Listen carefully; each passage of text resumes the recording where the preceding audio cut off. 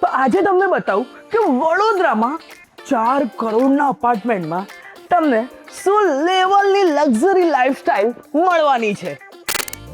આ છે 4600 square ફીટનું private residence. આ ફક્ત અપાર્ટમેન્ટ નથી, આખો ફ્લોર ફક્ત તમારી ફેમિલી માટે. મેસિવ લિવિંગ સ્પેસીસ, ગ્રાન્ડ બેડરૂમ્સ અને વાઇડ ઓપન વ્યૂઝ.